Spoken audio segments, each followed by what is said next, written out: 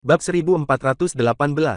Kasif berujar, tapi, Chokri, kita harus memikirkan masa depan. Julian harus menghadapi masalah ini. Lebih baik kita bantu Julian urus semuanya, jadi Julian bisa tenang. Chokri menimpali, aku tahu. Tapi, Pak Kasif, Julian sudah menjadi wanita suci sejak kecil dan hidupnya sangat menderita. Sekarang, mana mungkin aku tega melihat Julian berakhir seperti ini? Kasif menyahut, aku rasa kamu mulai pikun. Kami semua juga nggak tega, apalagi Julian itu harapan kita di pertarungan Sekte Langit dan Sekte Gunung. Tiba-tiba, seseorang berkomentar, omongan Pak Kasif memang benar. Sekarang, kita harus mengikuti aturan leluhur untuk mengadakan sayembara demi mencari suami wanita suci. Kamu siapa? Tanya salah satu kepala keluarga. Semua orang baru menyadari hari ini ada orang baru yang datang. Pria yang memakai baju hijau berdiri, lalu memberi hormat dan memperkenalkan diri, aku perwakilan dari keluarga Hafuza. Belakangan ini, ayahku sakit. Dia nggak bisa datang untuk mengikuti rapat, jadi aku yang mewakilinya. Kalau begitu, kamu duduk dan dengarkan pendapat kepala keluarga lain, ucap Juna. Dia merasa kesal karena hampir semua orang membujuknya untuk mengorbankan putrinya demi Sekte Langit. Mereka semua benar-benar tega. Aku juga setuju dengan Pak Kasif. Tapi, kami juga memahami pemikiran Pak Juna dan Julian, kata pria tua yang memakai baju abu-abu dengan ekspresi sedih. Dia meneruskan ucapannya, tapi, aturan leluhur nggak boleh diabaikan. Kita nggak bisa terlalu fokus dengan perasaan. Pada saat-saat seperti ini, Pak Juna harus bersikap tegas. Kita segera siapkan sayembara untuk mencari suami wanita suci. Selama bertahun-tahun, Julian bekerja keras demi Sekte Langit dan selalu mematuhi aturan. Anak ini memang sering sakit sejak lahir dan hidupnya sangat menderita. Kalian semua juga tahu, ujar Juna. Dia merasa sedih saat memikirkan hidup Julian yang sulit. Kalau sekarang Juna tidak duduk di ruang rapat, mungkin dia sudah menangis. Kepala keluarga Ganim menimpali, omongan Pak Juna memang membuat kita sedih. Kita semua tahu selama ini Pak Juna sudah bekerja keras dan Julian sangat disayang oleh semua anggota Sekte Langit. Tapi, kita nggak bisa melepaskan banyak hal hanya demi alasan ini. Chokri mengomentari, semua orang bilang kepala keluarga Ganim sangat bijak. Ternyata memang benar. Kepala keluarga Ganim menanggapi, Chokri, kamu nggak usah menyindirku. Kalau kita nggak mengadakan sayembara, apa keuntungannya untuk situasi saat ini dan masa depan Sekte Langit? Beberapa kepala keluarga lain juga ikut berkomentar. Chokri, kamu pikirkan dulu kondisi 8 keluarga besar dan Sekte Langit. Kamu nggak usah sok membela kebenaran sehingga membuat kami terkesan sangat kejam. Benar, Pak Juna saja belum membuat keputusan, tapi kamu terus memprotes. Tindakanmu ini malah membuat Pak Juna nggak bisa menilai dengan tepat. Jangan-jangan, kamu yang berniat jahat. Kepala keluarga Lainufar menanggapi, kita baru memulai diskusinya, tapi kalian sudah ribut-ribut. Kalau begini terus, sebelum Sekte Gunung mengalahkan kita, Sekte kita sudah hancur dulu karena konflik internal. Kepala keluarga lain membalas, biasanya, keluarga Lainufar selalu mengawasi situasi secara diam-diam. Apa gunanya kamu melontarkan omongan nggak penting seperti ini sekarang? Kepala keluarga Lainufar berujar, kamu tunggu aku selesaikan omonganku dulu. Kamu memang suka berpura-pura, ucap kepala keluarga yang berbicara tadi. Pak Juna, sebenarnya tadi Pak Kasif sudah menjelaskan situasinya dan menyebutkan apa yang perlu kita lakukan selanjutnya, kata Kosit. Dia melirik orang di depannya sekilas, lalu melanjutkan, kita semua nggak bisa sependapat hanya karena semua orang memikirkan Pak Juna dan Julian. Bab 1419. Jadi, maksudmu sekarang ini aku hanya memikirkan anakku dan nggak memedulikan kepentingan bersama. Apa kamu menganggapku sudah pikun? Ujar Juna yang kesal. Saat ini, hanya sebagian kecil orang yang memikirkan Julian. Orang lain meminta Juna untuk mempertimbangkan kepentingan bersama sehingga dia dan Julian terkesan seperti orang picik. Keluarga Lainufar yang menyokong Kosit memang menempati posisi tengah di antara 8 keluarga besar. Namun, kondisi keluarga mereka kurang baik. Kalau bukan karena Kosit menggertakkan giginya, dia hanya menyampaikan pendapatnya tadi. Jika Juna tidak bersedia, Kosit juga tidak berdaya. Hanya saja, jika Kosit menyinggung. Kali ini, Kosit tidak boleh ragu-ragu lagi. Dia terpaksa harus mengorbankan Sekte Langit. Kosit berusaha menenangkan dirinya, lalu melanjutkan, aku benar-benar cemas mendengar ucapan Pak Juna. Tapi, hari ini aku ingin mengutarakan semua pendapatku. Kosit, kamu duduk dulu, tegur Kasif dengan tegas. Kosit menyahut, ini, oke, Pak Kasif. Kasif berucap, Juna, kamu dengarkan saja saran semua orang. Juna menimpali, kalau begitu, aku akan mendengar ucapan Pak Kasif dan memilih hari untuk mengadakan sayembara. Kasif berujar, kita diskusikan dulu detail untuk sayembara ini. Bagaimanapun, Julian itu wanita suci Sekte Langit. Jadi, kita harus memikirkan kepentingan Julian. Bagaimana kalau kita adakan 3 hari lagi? Itu hari yang bagus. Setiap pria di Sekte Langit yang sudah cukup umur boleh maju ke arena untuk mengikuti sayembara. Salah satu kepala keluarga menanggapi, Lia, kita harus memilih pasangan yang paling baik untuk Julian. Pemenangnya akan menjadi menantu Pak Juna. Juna menyela, tunggu dulu. Aku nggak keberatan dengan sayembara ini dan kita adakan saja sesuai aturan. Lagi pula, kita sudah terbiasa melaksanakannya. Tapi, aku mau menambahkan satu persyaratan. Juna sudah memikirkannya. Aturan sayembara memang tidak boleh diganti, tetapi dia harus memperjuangkan lebih banyak hak untuk Julian. Ezar bertanya, apa maksud Pak Juna? Salah satu kepala keluarga menyahut, Ezar, kamu tenang dulu. Kita dengar omongan Pak Juna sampai selesai. Nanti kita baru bahas lagi. Juna menjelaskan, aku punya satu persyaratan. Juara 3 besar dari sayembara kali ini akan bertarung dengan Julian. Asalkan bisa mengalahkan Julian, orang itu akan menjadi menantuku. Kalau enggak, kepala keluarga Ganim menyanggah, Pak Juna enggak boleh begitu. Sayembara untuk mencari suami wanita suci harus mengikuti aturan Sekte Langit. Selain itu, kalau nggak ada pria yang bisa mengalahkan Julian, bukannya usaha kita akan sia-sia. Kepala keluarga lain menimpali, benar. Sayembara ini juga akan menjadi lelucon. Untuk apa kita berdiskusi lagi? Kasif menanggapi, Juna, persyaratan ini agak keterlaluan. Semua orang serius berdiskusi di sini. Kalau kamu bilang begitu, semuanya akan kecewa. Juna berkata, Pak Kasif, aku sudah mengalah dengan menyetujui sayembara ini. Kalau kalian nggak mau menyetujui persyaratan ini, aku juga nggak mau mengalah lagi. Bagaimanapun, Juna sudah menjadi pemimpin Sekte Langit selama bertahun-tahun. Mana mungkin Juna rela diatur oleh para kepala keluarga ini? Kemudian, beberapa kepala keluarga berkomentar. Dari dulu, nggak pernah ada aturan ini di sayembara. Kalau kita tiba-tiba diganti, takutnya banyak orang akan menolak. Pak Juna, kamu hanya menyayangi anakmu dan nggak memikirkan kepentingan Sekte Langit. Semua orang pasti akan menentang. Chokri bertanya, memangnya kenapa? Apa kalian mau memberontak? Kasif menegur, Chokri, kenapa kamu bicara seperti itu?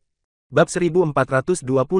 Kasif mengetukkan tongkatnya di lantai. Aura Kasif tampak mengintimidasi. Dia berujar, kalau kita masih nggak bisa mendapatkan kesimpulan setelah berdiskusi begitu lama, kelak kalian nggak usah mengundangku untuk menghadiri rapat lagi. Aku benar-benar pusing melihat kalian berdebat. Lebih baik aku nggak usah datang biar lebih tenang. Di antara semua orang, umur Kasif paling tua. Dia sudah mendampingi 3 pemimpin Sekte Langit sebelumnya dan para kepala keluarga yang menghadiri rapat ini. Apalagi, Kasif adalah ketua dari 8 keluarga besar. Jadi, semua orang sangat menghormati Kasif.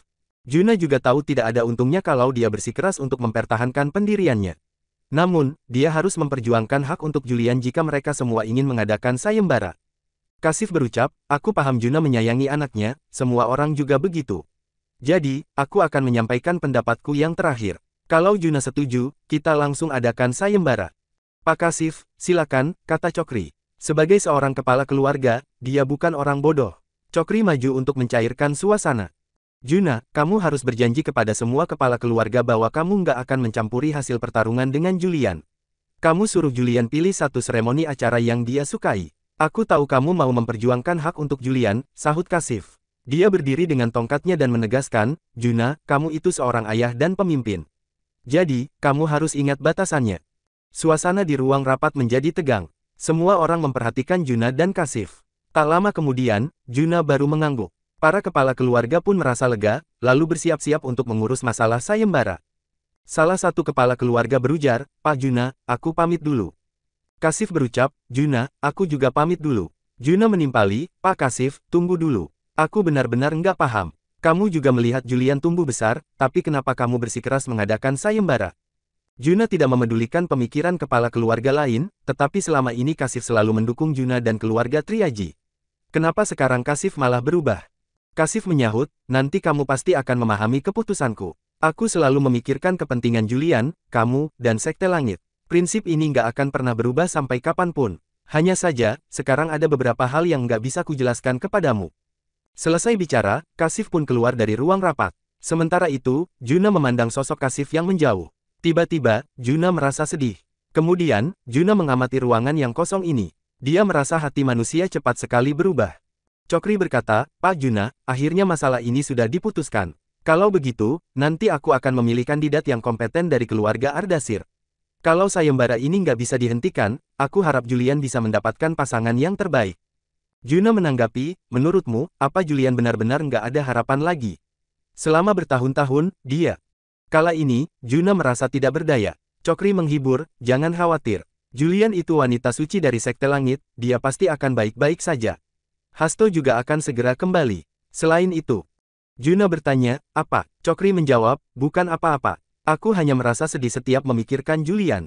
Pak Juna, kamu juga jangan terlalu cemas. Masalah ini pasti akan berakhir dengan sempurna.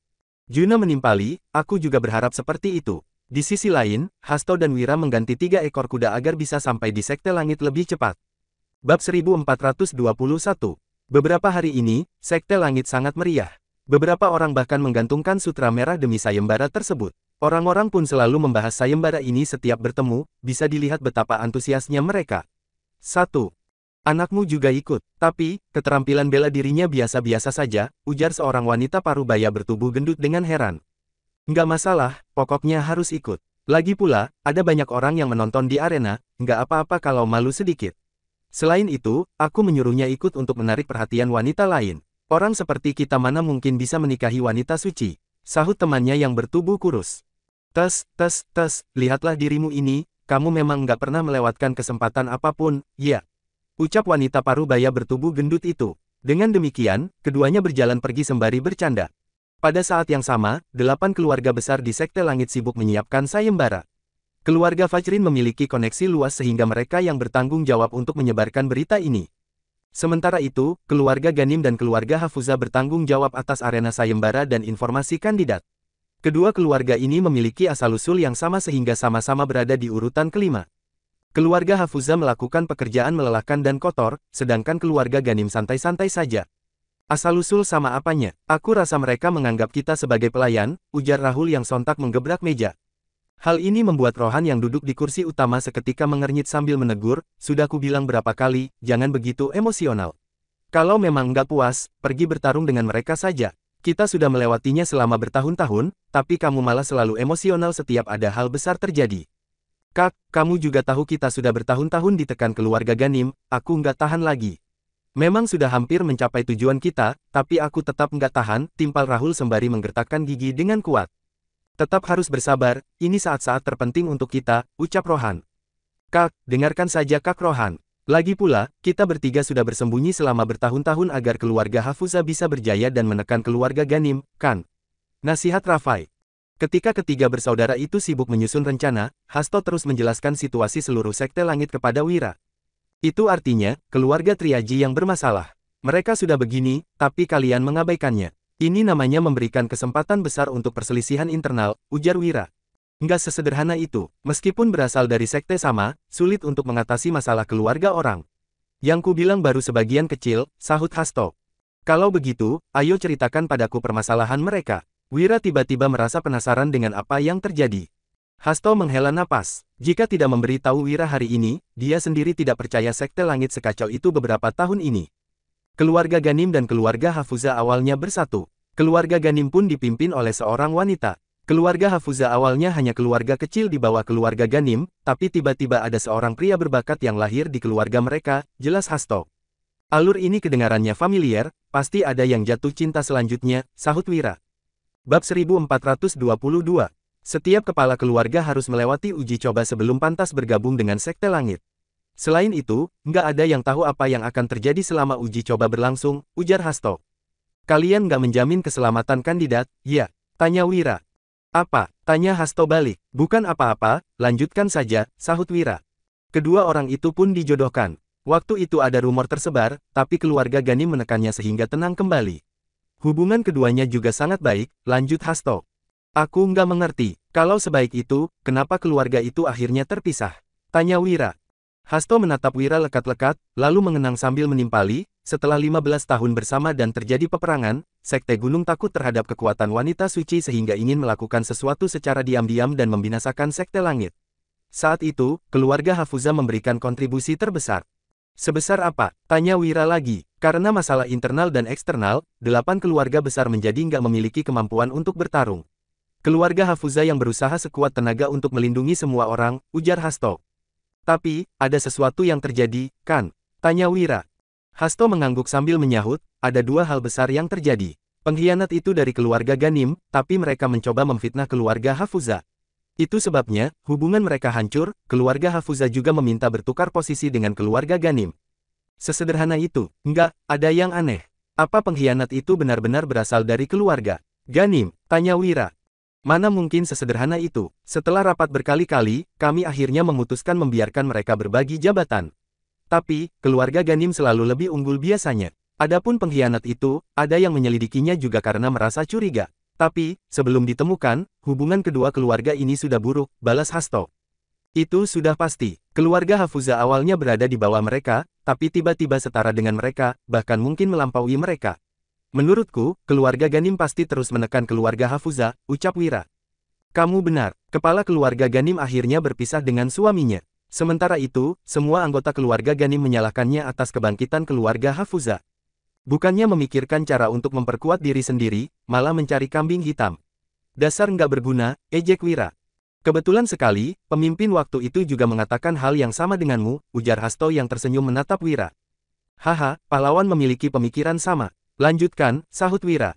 Sejak saat itu, keluarga Ganim nggak dipimpin oleh wanita lagi. Seiring berjalannya waktu, mereka pun makin memerosot, apalagi keturunan mereka nggak berguna semuanya. Situasi perlahan-lahan berubah. Meskipun keluarga Hafuza tampak lemah, sebenarnya keluarga Ganim berada di bawah mereka. Jadi, mereka nggak mungkin akur lagi, jelas Hasto. Pemahamanmu bagus sekali. Seperti yang kamu katakan, kedua keluarga ini berusaha mendapatkan separuh jabatan itu. Hasto tidak menyangka Wira akan menyimpulkan situasinya dengan mudah. Dia cukup takjub sehingga tak kuasa memuji. 2. Aku yakin masih banyak hal yang terjadi karena mereka awalnya teman, tapi sekarang telah menjadi musuh, ujar Wira. Bab 1423. Ya, aku pun gak mencari tahu lagi tentang kejadian selanjutnya. Intinya, semua itu hanya memperparah konflik mereka, ujar Hasto. Dia tidak tahu lagi cara memuji pemuda di depannya dan merasa pilihannya saat itu memang tidak salah. Apa masih ada cerita lain? Tanya Wira. Masih banyak, aku akan menceritakannya selama perjalanan, ucap Hasto. Keduanya terus melanjutkan perjalanan, sedangkan tiga bersaudara keluarga Hafuza masih berdiskusi. Kak, apa masih ada yang perlu kita lakukan sekarang? Sayembara sudah beres, orang itu seharusnya akan puas, kan? Tanya Rahul dengan agak ragu. Yang penting kita sudah menyelesaikan tugas. Aku harus membuat rencana untuk selanjutnya, kita tidak bisa menaruh seluruh harapan padanya, sahut Rohan. Kakak benar, kita sudah cukup bersabar selama ini, ucap Rafai sembari menggesekkan tangannya. Lapor, kepala keluarga meminta tuan-tuan menemuinya. Tiba-tiba, terdengar suara seseorang dari luar. Orang ini tampak menundukkan kepalanya di depan pintu, menunggu respons dari tiga bersaudara itu. Masih mau bertemu di saat seperti ini. Suruh pria tua itu beristirahat dengan tenang. Kami nggak akan mengganggunya, untuk apa terus memanggil kami ke tempatnya. Sahut Rahul. Baik, saya akan melaporkannya, ucap bawahan itu. Kemudian, dia buru-buru meninggalkan tempat. Saat ini, Rafai berkata sembari melirik Rohan, Kak, ada satu hal yang nggak ku mengerti. Kalaupun berhasil menemukan menantu ideal di sayembara ini, apa manfaatnya bagi kita? Julian bisa menunda pernikahannya, intinya ada banyak celah. Rafai, kamu masih terlalu muda. Kalau sudah mengambil langkah, selanjutnya pasti akan lebih mudah. Coba kamu pikirkan, kenapa kita bertanggung jawab atas pemilihan kandidat? Tanya Rohan. Kak, aku tentu mengerti kita bisa melakukan sesuatu terhadap para kandidat itu, tapi apa gunanya? Tanya Rafai balik. Dia merasa jawabannya sudah dekat, tetapi masih tidak bisa dijangkau. Karena kita yang berkuasa, kita bisa menentukan siapa yang lolos dan gagal. Sementara itu, orang yang lolos memiliki tanggung jawab sendiri, kita nggak perlu repot-repot mengurusnya, sahut Rohan sambil bangkit dan merapikan pakaiannya. Selain itu, kita harus memanfaatkan kesempatan ini untuk mencari orang yang menguasai teknik matahari besar. Sudah paham, tambah Rohan. Kakak tenang saja, serahkan masalah ini kepadaku, ujar Rahul. Kak Rahul, sebaiknya kamu berhati-hati kalau memang ingin mencarinya, sahut Rafai. Dia merasa lucu mendengarnya, seolah-olah Rahul menjamin dirinya akan mengacaukan rencana mereka. Sudahlah, lanjutkan urusan kalian, ucap Rohan. Tidak ada yang menduga bahwa sesosok yang berpakaian hitam sontak berkelebat dari atap. Setelah melompat beberapa kali, sosok itu tiba di sebuah kediaman tua. Ketika memasuki ruang rahasia yang gelap gulita, tampak seseorang sudah menunggunya di dalam. Gimana? Tanya orang itu. Lapor, Tuan, ketiga bersaudara itu bertindak sesuai rencana. Apa kita perlu membantu mereka? Sahut sosok hitam itu. Nggak perlu. Kalau mereka nggak sanggup menangani hal sekecil ini, jangan harap bisa ikut serta lagi lain kali, timpal orang itu. Masih ada yang ingin kulaporkan. Ketika mendengarnya, orang yang membelakangi sosok hitam itu pun mengernyit, merasa bawahannya ini terlalu cerewet.